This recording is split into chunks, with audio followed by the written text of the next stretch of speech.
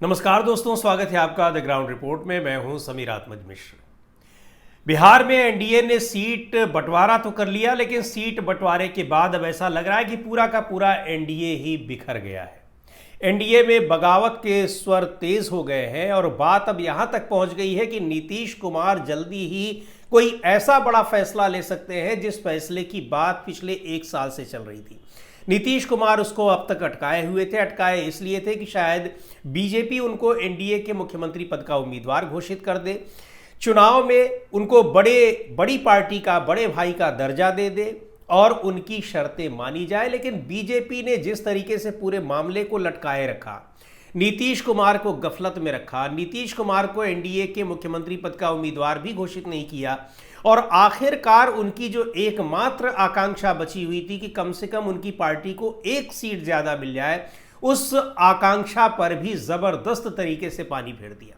और अब नीतीश कुमार चाहे जिस रणनीति को अपनाने की दिशा में आगे बढ़ रहे हो, लेकिन बीजेपी ने उन आशंकाओं को बिल्कुल सही साबित कर दिया कि अब तमाम दूसरी क्षेत्रीय पार्टियों, दूसरे राज्यों की जो क्षेत्रीय पार्टियां थीं, उनको निपटाने के बाद इस बार के बिहार विधानसभा चुनाव में नीतीश कुमार की पार्टी जनता दल यूनाइटेड पूरी तरह से निपटने जा रही है। नीतीश कुमार के स्वास्थ्य को लेकर आपको याद होगा दोस्तों, जो चिंताएं जताई जा रही थी अब तक, उनके पीछे भी आशंकाएं यही थी कि बीजेपी के तमाम नेता ही इन बातों को हवा दे रहे हैं। एग्जीक्यूटिव जो प्रेसिडेंट है, जो कार्यकारी अध्यक्ष है पार्टी के, संजीव झा, उनको बनवाने में भारतीय जनता पार्टी की मुख्य भूमिका थी। ये भी आरोप अब तक लग रहे थे, वो भी अब सही साबित होता जा रहा है। लेकिन इन सब आशंकाओं के बीच एक महत्वपूर्ण डेवलपमेंट ये हो रहा है कि नीतीश कुमार भी कई बार तमाम कयासों पर ऐसा पानी फेर देते हैं कि किसी के समझ में कुछ नहीं आता है। इन सब के बाद अब ये आशंकाएं जताई जा रही हैं कि बीजेपी ने जिस तरीके से कई बार में नीतीश कुमार को झटका दिया है, नीतीश कुमार अब सारा झटका एक ही बार में देने वाले हैं। वो वही जो एक कहावत नहीं है कि 100 सुनार की न एक लोहार की वाली। तो अब उस तरह का क्या झटका नीतीश कुमार देने वाले हैं, ये देखने की बात है।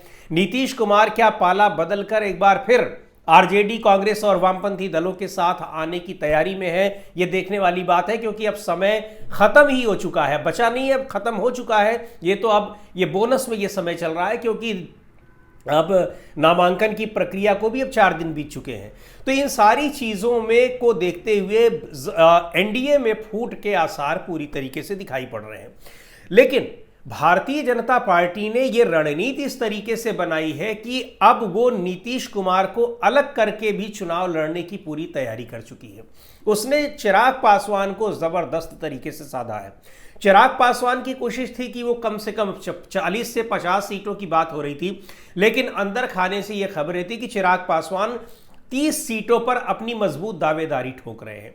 ये 30 सीटें इसलिए दावेदारी ठोक रहे हैं कि उनको लोकसभा में 5 सीटें मिली थी और उस हिसाब से उनका कहना था कि वो एक लोकसभा पर 6 विधानसभा सीटें, यानी 30 सीटें वो चाहते हैं।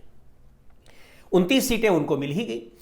और चिराग पासवान को साधने के पीछे भारतीय जनता पार्टी एक दूरगामी अपना मकसद देख रही है। चिराग पासवान के रूप में एक दलित नेता, युवा नेता, और चूंकि बीजेपी के पास भी बिहार में कोई नेता नहीं है, सामने नहीं है, इसलिए उसमें चिराग पासवान में वो भविष्य देख रही है उसी तरीके का कि चिराग पासवान की पार्टी अपनी भले अलग बनाए रखे। आने वाले दिनों में वो चिराग पासवान की पार्टी अलग पार्टी भले ही है, लेकिन वो एनडीए की ही साथी रहेगी, बीजेपी की ही वो पार्टी रहेगी, और जब कभी ज़रूरत पड़ी तो बीजेपी में उसका विलय भी कराया जा सकता है। हालांकि ये कोशिशें अभी तक भी होती रहीं, लेकिन चिराग पासवान अभी तक उसके लिए तैयार नहीं हुए। लेकिन भारतीय जनता पार्टी अपना दूरगामी भविष्य देख कर चल रही है। खैर, चिराग पासवान तो पूरी तरीके से, और चिराग पासवान ने किस तरीके से बीजेपी को फायदा पहुंचाया है वो पिछले चुनाव से ही दिखाई पड़ा। पहले बड़ी पार्टी हुआ करती थी जनता दल यूनाइटेड, लोकसभा में भी राज्यसभा में भी, उसको धीरे धीरे कैसे कमतर किया गया, और पिछले चुनाव में, लोकसभा चुनाव में ही बड़ी पार्टी बन गई बीजेपी। वहां तो नीतीश कुमार तैयार हो गए कि चलो इनको 17 सीटें हम दे रहे हैं, हम 16 पर लड़ लेंगे। लेकिन नीतीश कुमार को ये उम्मीद थी कि विधानसभा चुनाव में वो बड़ी पार्टी रहेंगे, लेकिन बीजेपी ने कहा कोई बड़ी पार्टी नहीं है और आप मजबूर हो गए हैं हमारी शर्तों पर समझौता करने के लिए। ये उम्मीद नहीं थी नीतीश कुमार की पार्टी के लोगों को, लेकिन ऐसा हो गया है। पर एक बात आपको और बता दें, नीतीश कुमार की पार्टी के भीतर भी अब ज़्यादातर लोग ऐसे हैं जो या तो भारतीय जनता पार्टी से प्रेम रखते हैं या उधर उनका झुकाव है, या फिर बहुत सारे ऐसे हैं जो आरजेडी और कांग्रेस की ओर झुकाव रखते हैं। बहुत जल्दी इनमें बिखराव होने वाला है। चुनाव चूंकि अब 101 सीटें मिली हैं, उन पर चुनाव तो लड़ेंगे ही, लेकिन चुनाव लड़ने के बाद कौन जीता है कौन हारता है, फिर ये समीकरण अभी आने वाले बिहार विधानसभा चुनाव के नतीजों के बाद और भी ज्यादा बनते बिगड़ते दिखाई पड़ेंगे। लेकिन इस समय स्थिति चुनाव के पहले ही बनती बिगड़ती दिखाई पड़ रही है। इधर एक और महत्वपूर्ण बात है, चिराग पासवान को 29 सीटें ही नहीं दी गई हैं। जनता दल यूनाइटेड की तमाम जो मजबूत सीटें थी वो या तो चिराग पासवान को दे दी गई या भारतीय जनता पार्टी को। तो जनता दल यूनाइटेड यानी नीतीश कुमार की पार्टी को सीटें ही कम नहीं दी गई हैं, सीटों पर ही उनको समझौता नहीं करना पड़ा है। वो सीटें भी दे दी गई हैं जिन पर जीतने की उम्मीद नहीं है, और जहां उनके जीते हुए कैंडिडेट भी थे वो सीटें भी भारतीय जनता पार्टी और जेडीयू के खेमे में जा रही हैं। अब पार्टी के भीतर इसको लेकर भी बगावत हो रही है। जाहिर सी बात है, जिनका सिटिंग एमएलए जो होंगे, अगर उनका टिकट कटेगा तो वो फिर बगावत पर उतरेंगे ही। हाँ, ये जरूर हो सकता है कि भारतीय जनता पार्टी उन सिटिंग विधायकों को अपने ही टिकट पर चुनाव लड़ा दे। तो अभी बीजेपी और भी एक बड़ा खेल खेल रही है। अगर नीतीश कुमार अभी भी जनता दल यूनाइटेड में बने रहते हैं तो बीजेपी उनकी पार्टी में अपने नेताओं को चुनाव लड़वा देगी। अब चुनाव वो जीते या हारे, लेकिन अगर जीते हैं तो जाहिर तौर पर वो पार्टी के सदस्य जनता दल यूनाइटेड के रहेंगे, लेकिन वो विधायक भारतीय जनता पार्टी के ही होंगे जरूरत पड़ने पर। दूसरी ओर उपेंद्र कुशवाहा और जीतन राम मांझी को तो जिस तरीके से गच्चा दिया है, अब उनको इसका आभास नहीं रहा होगा। आभास तो सबको था, इससे हम इनकार नहीं कर सकते, क्योंकि भारतीय जनता पार्टी का जो तरीका है, तेवर है, और जिस तरीके से अपने गठबंधन के घटक दलों को दबाने की जो स्टाइल है, उससे कौन परिचित नहीं होगा।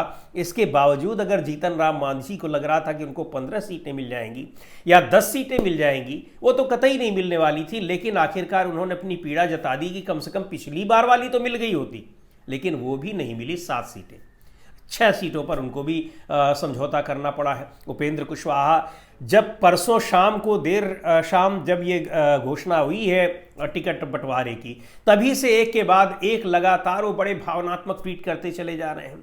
लेकिन उन ट्वीट्स पर जो कमेंट आ रहे हैं उनके समर्थकों को, आप उसको देखिए, किस तरीके से उनको जलील किया जा रहा है, किस तरीके से उनकी राजनीतिक कर्मठता पर, राजनीतिक हैसियत पर सवाल उठाए जा रहे हैं, और किस तरह से अपने कार्यकर्ताओं को गुमराह करने का आरोप लग रहा है। वो साफ दिखाई दे रहा है कि चुनाव लड़ते हैं बीजेपी के साथ तब भी, और नहीं लड़ते हैं तब भी।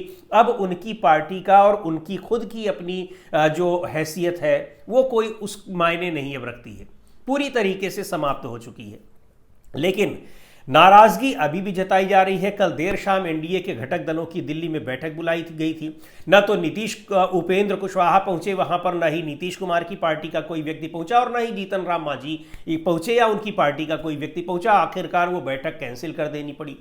तो ऐसा नहीं है कि भारतीय जनता पार्टी ने खेल तो ये कर दिया है अपने सभी सहयोगी दलों के साथ, लेकिन ये सहयोगी दल मिलकर भारतीय जनता पार्टी को भी एक बड़ा गच्चा देने वाले हैं। और आपको ये बता दें कि बीजेपी ने भले ही ये सोच लिया है कि चिराग पासवान को लेकर और उपेंद्र कुशवाहा को भी साध ले, मान लीजिए 2-4 सीटें उनकी घटा बढ़ा देते हैं, और नीतीश कुमार को इग्नोर करके उन्होंने बड़ा खेल खेल दिया है। तो इस गफलत में भारतीय जनता पार्टी को भी नहीं रहना चाहिए, क्योंकि अभी रास्ते इन दलों के लिए भी खुले हुए हैं। और जिस तरीके से एक अलग मोर्चा बन रहा है, अब होता क्या है राजनीति में, कई बार लगता है कि आपको जीतने की संभावना दिखाई पड़ती है तो आप बहुत सारे समझौते कर लेते हैं। बीजेपी जेडीयू के बीच में मुख्य रूप से हम इन्हीं की बात करते हैं, बीजेपी जेडीयू और चिराग पासवान की पार्टी। चिराग पासवान को एक बार हम हटा भी दें तो बीजेपी जेडीयू का जो एक विनिंग कॉम्बिनेशन है, बड़ा बढ़िया कॉम्बिनेशन रहा है। हालांकि हारे भी हैं, लेकिन एक बेहतर कॉम्बिनेशन बनता है। लेकिन बीजेपी अगर सोच रही है कि वो चिराग पासवान को उपेंद्र कुशवाहा से और माफ कीजिएगा नीतीश कुमार को चिराग पासवान, उपेंद्र कुशवाहा और मांझी की पार्टी से अगर वो उनको सब्स्टिट्यूट के तौर पर देख लेती है, तो ये उनकी गलत फहमी है। नीतीश कुमार अभी भी इंडिया गठबंधन के साथ जा सकते हैं और इंडिया गठबंधन को उन्हें बुलाने में कोई दिक्कत नहीं होगी, जहां तक हमको लगता है। दूसरी बात ये जो हमने कहा कि कोई भी पार्टी या तो जीत की संभावना लेकर उतरती है मैदान में तो वो कई सारे समझौते कर लेती। जब उसको आने वाले दिनों में कुछ भी नहीं दिखाई पड़ता और केवल हार या फिर पार्टी के लिए नुकसान दिखाई पड़ता है तो वो फिर उसको हराने की दिशा में पूरी तरह से आगे बढ़ने की कोशिश करती है। और हुआ भी ऐसा है कि जिस पार्टी ने उसको यहाँ तक पहुँचाया है वो उसको सबक सिखा दे। तो नीतीश कुमार अगर अलग होकर बिना किसी गठबंधन में शामिल हुए, या उपेंद्र कुशवाहा, नीतीश कुमार और जीतन राम मांझी की संभावना तो बहुत कम है, वो किसी भी कीमत पर बीजेपी के ही साथ जाने को तैयार बैठे हैं, लेकिन उपेंद्र कुशवाहा के साथ कम से कम ऐसी स्थिति नहीं दिखाई पड़ रही है। तो अगर ये लोग अकेले भी चुनाव लड़ लेते हैं तो अपने जीते या हारे कितनी सीटें पाएंगे इसको लेकर कुछ नहीं कहा जा सकता है। हालांकि ऐसा भी नहीं कि कुछ नहीं पाएंगे, इतना कमजोर गठबंधन भी नहीं होगा, क्योंकि 20 साल से शासन कर रही है जनता दल यूनाइटेड, तो मजबूत है। तमाम जो पॉकेट्स हैं वहां पर वो अपनी मजबूत स्थिति दर्ज कराती है। उसके बहुत से नेता हैं अकेले चुनाव लड़कर भी बिना गठबंधन के भी वो जीत सकते हैं। तो अगर ऐसी स्थिति में जनता दल यूनाइटेड इन पार्टियों के साथ, उधर हमारे उत्तर प्रदेश से सुभाषपा के नेता ओम प्रकाश राजभर भी गठबंधन करने को तैयार हैं, ये पार्टियां एक अलग गठबंधन बनाकर चुनाव लड़ती हैं तो अपने चाहे जितनी सीटें जीते या हारें, लेकिन ये भारतीय जनता पार्टी का वो खेल तो बिगाड़ सकती हैं जो वो सोच रहे हैं कि हम चिराग पासवान के साथ गठबंधन करके हासिल कर लेंगे।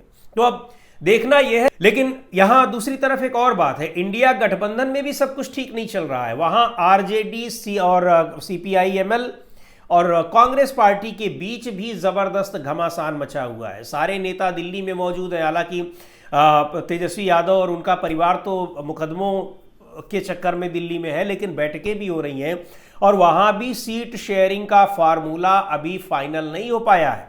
बार बार ये नेता दावा जरूर कर रहे हैं कि सब कुछ फाइनल हो गया है, लेकिन अभी नहीं हो पाया है। पर एक बात आपको बता दें, अगर गठबंधन की शक्ल में कोई फेरबदल होता है तब फिर इंडिया गठबंधन के जो भी घटक दल हैं, जो उसके नीति निर्धारक हैं, वो अपने इस गठबंधन की शक्ल को बदलकर और सीटों को लेकर कोई भी समझौता करने को तैयार होंगे, जहां तक मुझको लग रहा है। यानी अगर नीतीश कुमार आज भी इंडिया गठबंधन में शामिल हो जाते हैं तो शायद इस गठबंधन की शक्ल कुछ और होगी, लेकिन शक्ल बदल जाए, सभी पार्टियों को समझौता करना पड़े, पर नतीजे भी उसके बहुत बदल जाएंगे और ये नतीजे वही हो सकते हैं जो 2015 में दिखाई पड़े थे, यानी आज से ठीक 10 साल पहले जो नतीजे थे। देखते हैं क्या होता है। आज के इस वीडियो में इतना ही। अगले वीडियो में फिर मिलेंगे एक नए विषय के साथ, एक नए मुद्दे के साथ। द ग्राउंड रिपोर्ट के यूट्यूब चैनल को आपने अब तक सब्सक्राइब ना किया हो तो ज़रूर कर लें। हमारे वीडियोज़ को लाइक करें, शेयर करें और अपने सुझाव भी हमें ज़रूर भेजें।